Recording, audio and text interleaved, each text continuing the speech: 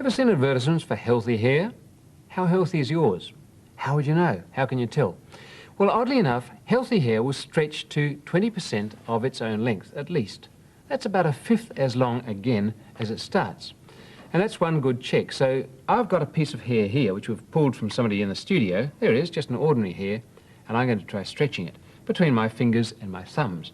But it slips out very easily. So before you start, you have to knot it at each end, which is easier said than done. But if you curl it into a loop and tuck one end through itself and pull, you end up with a knot, and you can just grip that between your finger and thumb and do the same at the other end. Well, this one's already pre-knotted, and if I put it down on the ruler here, you can see one hand is at 0, the other hand is at 200. So a fifth as long again ought to reach 240 millimeters.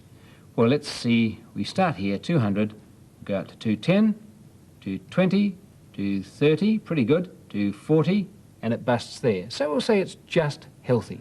Not bad. What about this stuff? This came from a hairdresser. It looks terrific. There's blonde there and auburn, wonderful on your head, but is it healthy? Well, let's give it the stretch test. Let's try the auburn one because it's easier to see.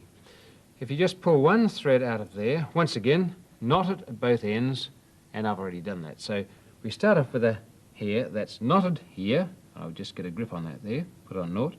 Knotted down there, once again it's 200 millimeters, and we'll give it the stretch test. Here goes, 200, 210, 220, and it just busts on 220. So that's not nearly as healthy as the one straight from the head. It may look terrific, but of course it's been dyed and dried and stored and all of that. So there's a little test for you. See how healthy your own hair is. Does it stretch to 1/5 its original length? I want to know.